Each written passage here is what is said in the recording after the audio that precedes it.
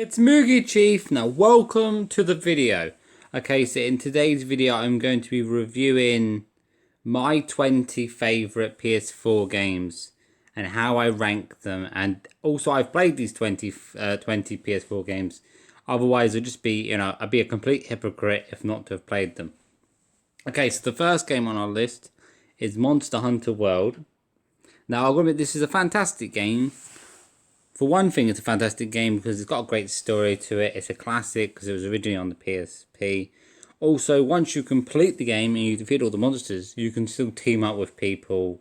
You can still defeat monsters and you can still have a lot of fun. And for that reason, it's a game that doesn't really just kind of end at the end of the main story. I'm going to put Monster Hunter World in the good section just below bangers. It's not good enough for bangers. If it was more sort of open world and good characteristics of the characters and I could feel connected to them, I would put it in the banger section.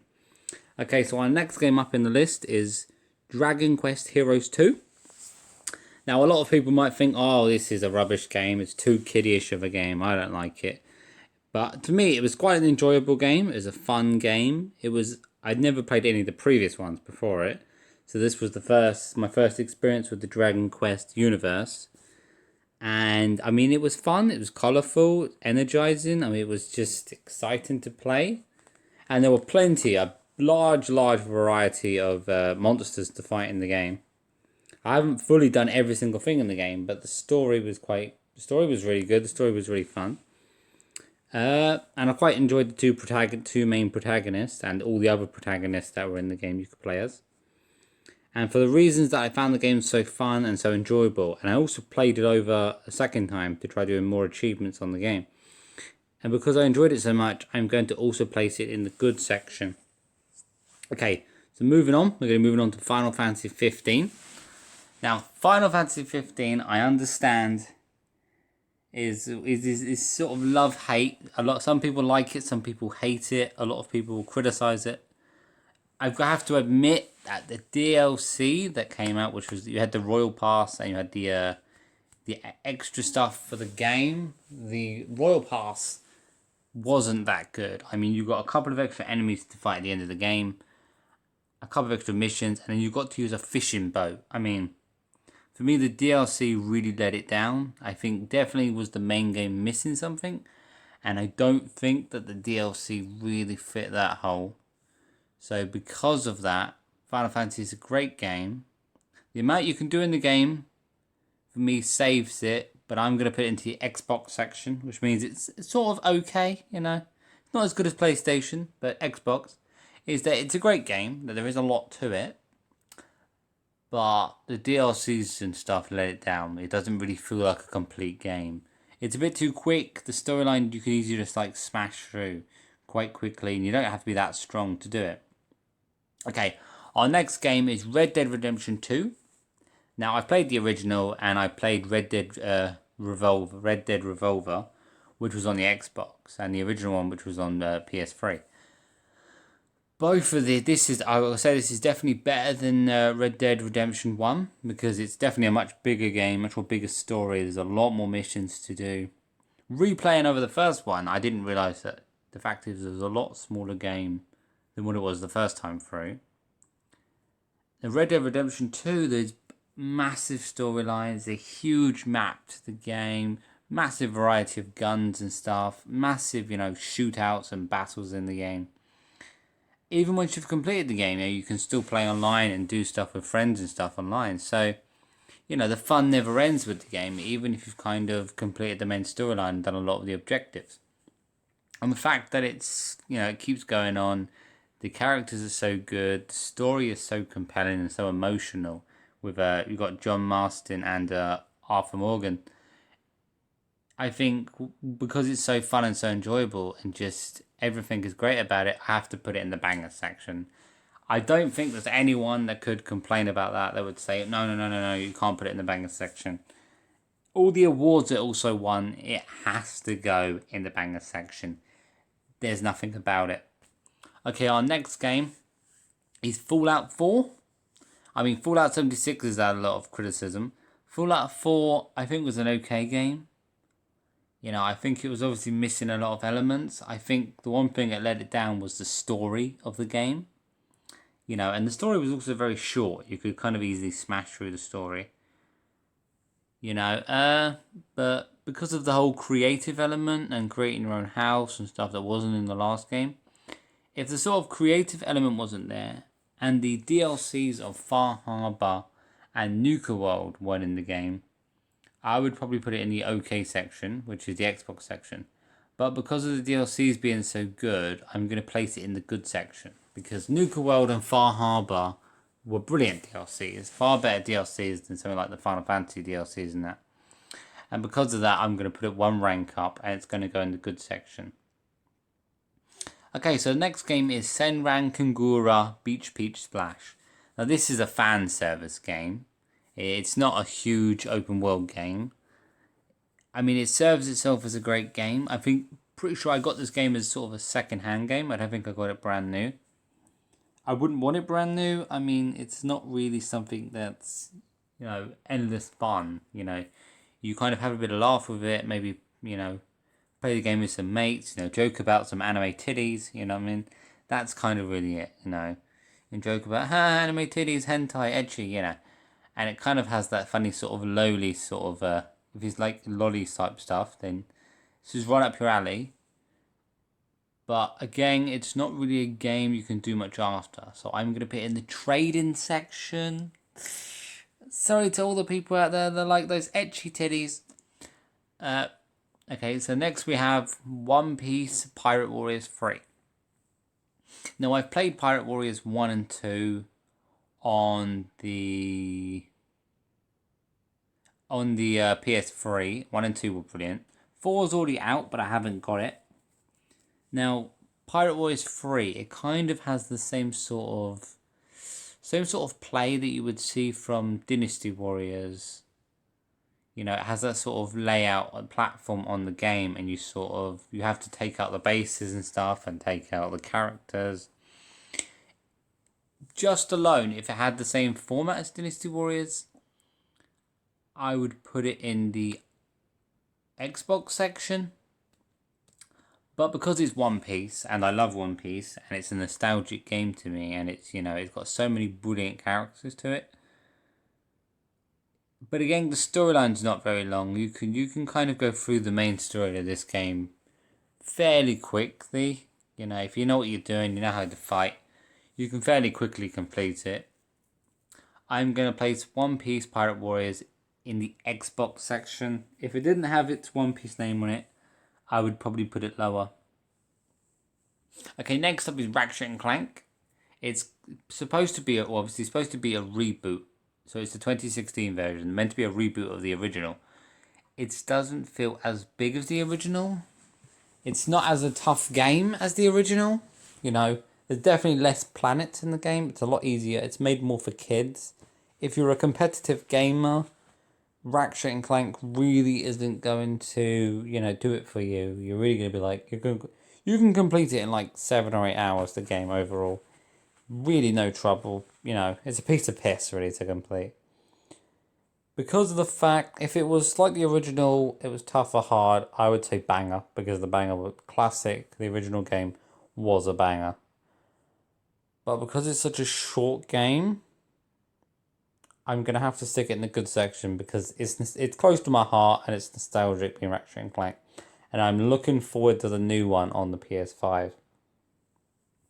Okay, so moving on to The Witcher 3 Wild Hunt. Fantastic game. Fantastic. I couldn't say much more than that. Absolutely brilliant game. Plenty of missions, plenty of things to do on the game. My only downside would be that you get once you complete the game, you kind of have to play it again, and then everything's much more harder, super hard. Second time through playing the game was way harder than the first time, because I was already level 60, and then by the time I replayed back the game with the DLCs, the enemies were 100 or more. So one, oh, I can't remember what the names are, the vampire creatures that always teleport and go invisible and stuff, used to just slaughter me on some of the levels, and I find it so hard to beat some of the vampires. So that was just really bloody tough. So because I found it so difficult and so tough. Also the widow, the woman on the Heart of Stone. The widow, I had to destroy the mirrors and everything. And that took me so many tries. And the first time I did it was a piece of piss. Second time, because it was harder, it just felt so infuriating to do. So the only downside will be the fact that for me, I found it just to be... I found that the new game plus, once you played it over, was just so hard. And I don't know why they made it and designed it like they did. Okay, the next game is Assassin's Creed Unity. Now, I think a lot of people don't like anything that kind of comes after perhaps Brotherhood or Revelations. I think Ezio Auditore da Firenze was definitely the best assassin because he had 3 games to himself. And I think a lot of people would enjoy Black Flag. But I think, you know, when you come on to like Unity and Syndicate, it kind of went downhill a little bit. You know, it didn't feel classic. It didn't feel like the nostalgia that you got used to when they originally came out. Now, Unity is great. I think the story is brilliant. Arno was a great character, you know, and sort of the link between Arno and his father being killed by Patrick McCormack in the Assassin's Creed. I can't remember what the name was. I completely forgot what the other name of the other one was. But the one where the assassin betrayed the Assassin Order was brilliant. And basically, on the fact that it is an Assassin's Creed game and it's like a sort of open world and there's lots of stuff to do, I am going to stick it in the good section because it's the sort of game I enjoy. And there's plenty of stuff to do. I'm always trying to do all the achievements and stuff like that usually on it. Okay, so moving on. We're going to move on to Assassin's Creed Syndicate. Again, Evie Fry and Jacob Fry were 2 fantastic characters. The other main characters in it and the historical figures in it, I think, were brilliant. The fighting techniques and the weapons used were kind of completely different to the weapons we saw in previous games. So I think when it comes to weapons and stuff, it was definitely unique. But again, the map, I didn't feel like the map was... I think the map could have been bigger. You know, the map kind of let itself down a little bit in the game.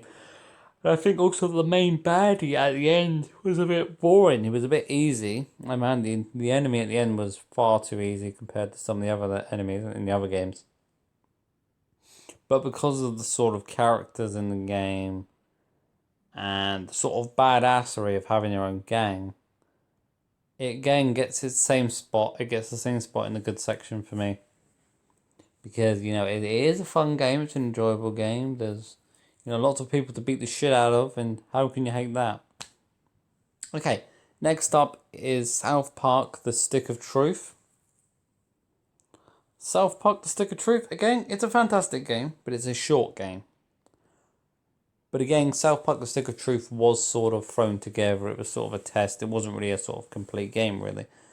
The Stick of Truth is a great game.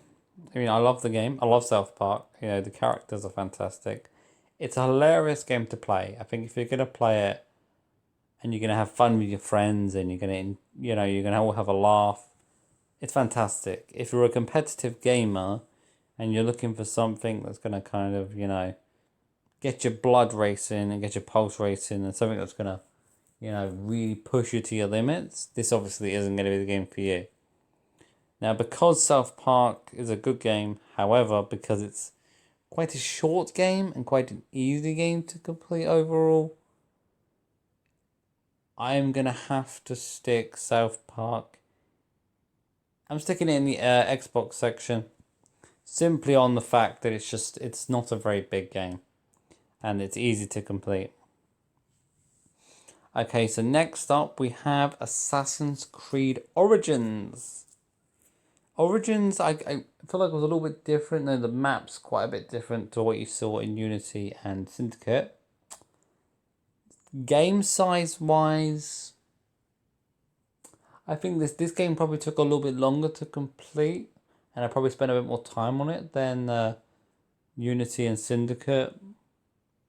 It's a bit more open world. You know, there was a bit more, a lot of history to the game. It felt like a lot of history, a lot more than some of the others. So I'm gonna have to stick the game. I'm gonna stick it in the banger section because I feel like it got a bit better.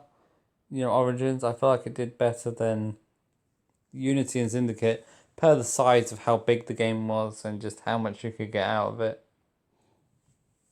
Okay, so our next game up is Horizon Zero Dawn.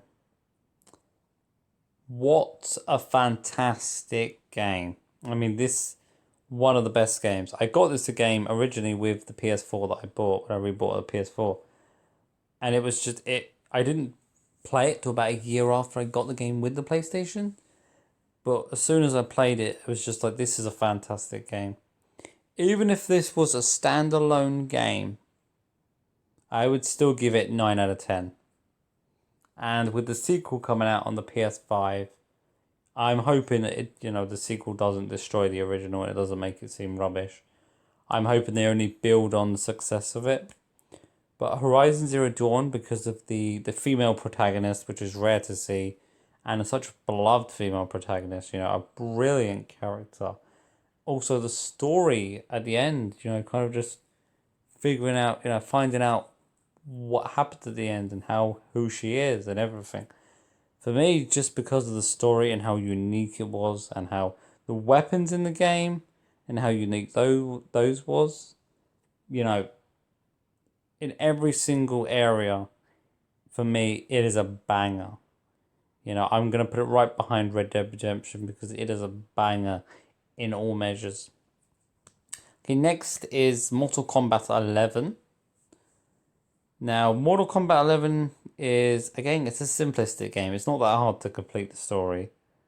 It's pretty easy. The main part of the game is kind of replaying it and playing against people online and fighting in competitions, and becoming a really good fighter. And that's not really my sort of thing. I enjoy the story of a game. I'm more into single player games than 2-player games.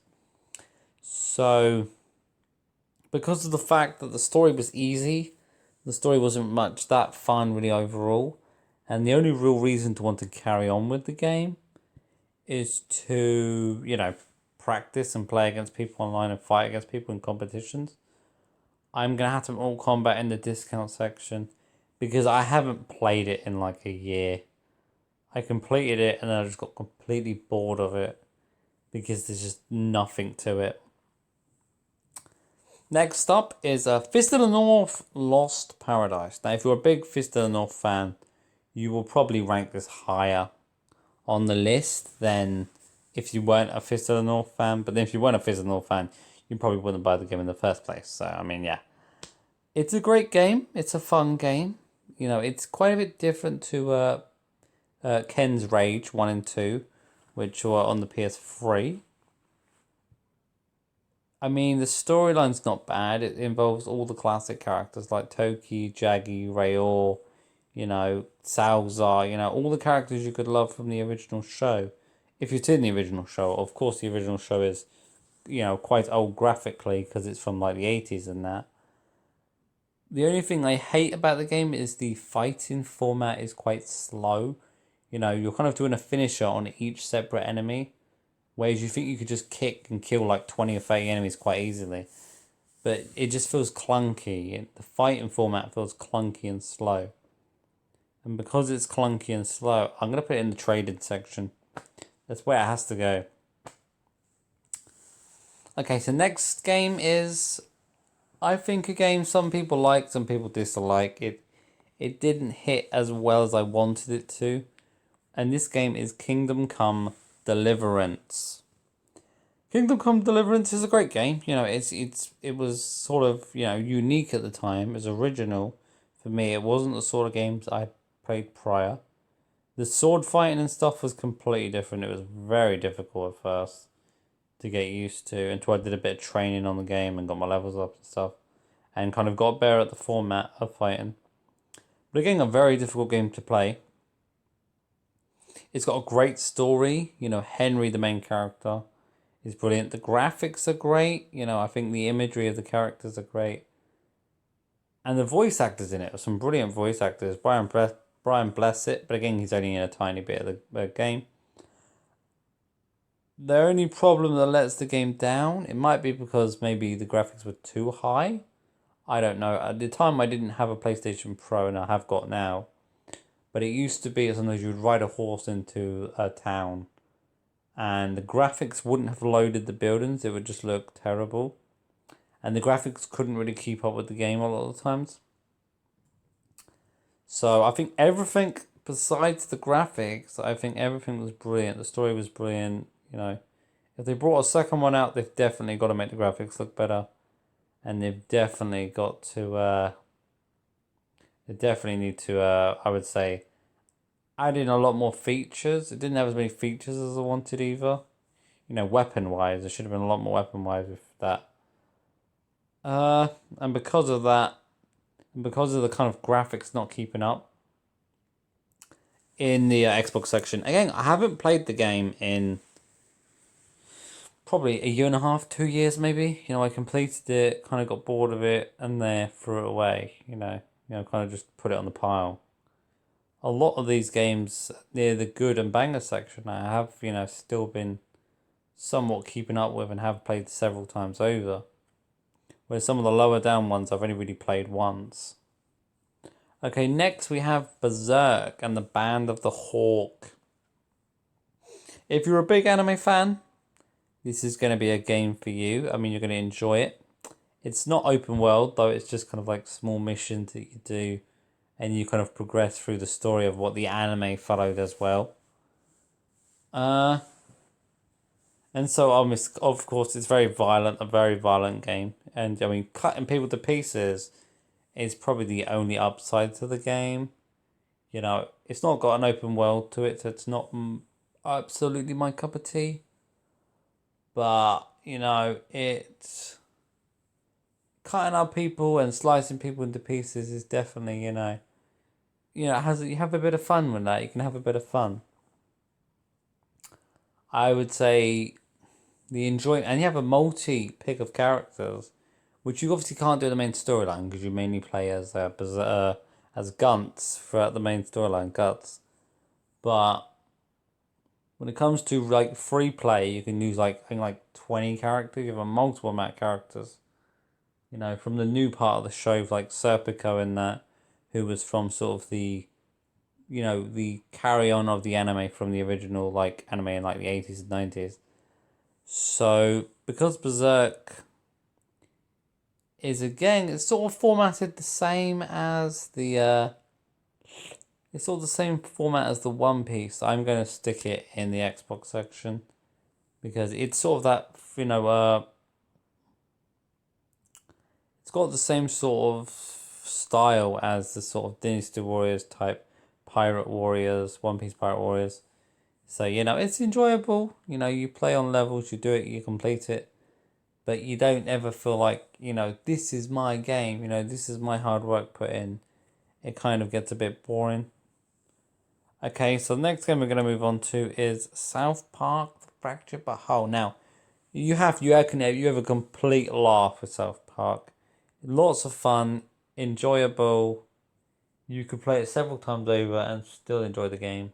And just play it in different ways, It's not a game you can only really play once. It's a game that, because it's so fun and the characters are so universal, and the characters are just, so much part of your childhood, especially for me, childhood-wise. They're characters that just kind of stick with you, and you can enjoy playing the game and having a laugh over and over again. Now, with South Park, The Fractured But Whole, there's plenty to do. There's plenty of racist things said, but it's a hilarious, funny game. And because of the fact of, the multiple different superheroes and the characters and the multiple people that appear in the game and like Jared Fogle and stuff like that, and it just has a complete piss take. And the fact that it's a sort of game you probably won't see that often because everybody's offended by everything these days. Because it's such an enjoyable game and such a fun game over and over again, it's gonna go in the good section. It's not hitting that banger up the top, but it's doing very well. Next up is Dragon Age Inquisition. This is our last game in our selection. Now this game is a great game. It's a fantastic game, you know. It's got some big levels on it. You have to do running about, a lot of fighting. You have many characters that you can put in your team, which is good. It's not just like, 3 or 4 characters. You have multiple characters to choose from. You have multiple characters to collect throughout the whole game. If you communicate with them well and you look for them on the map, then you can, find pretty much all the characters. Based on the fact of the different weapons you can get, the characters to fight in the game, the sort of ending to the game, the fact it's got quite a good size to the story. It's not just kind of like 4 or 5 missions. Or some of these games, like literally Fallout, felt so short. The storyline was so short. Especially when I just focused on playing the main story and bashed right through it. Because of the fact that there's just quite a bit to do in Dragon Age Inquisition. And for me, I really enjoyed it first time through. It wasn't a game that you finish quickly. You can do a lot on the game. And you can certainly have a lot of enjoyment. I'm going to stick Dragon Age Inquisition into the banger section. Because in my opinion, it was a fantastic game. And I really enjoyed the game and just loved it. Okay, so that is my list. If you think that you would list anything differently than how I ranked them from bangers, good, Xbox trading and discount, then drop a comment down below. Also drop a comment down below and let me know what you thought about the video. And if you think I should make any more Tiermaker videos and what sort of Tiermaker videos I should make and what subject I should cover. If you enjoyed the video, make sure to give it a like. Make sure to share the video with all your friends. Make sure to punch that notification bell and make sure to subscribe to the channel. And I'll see you again in my next video.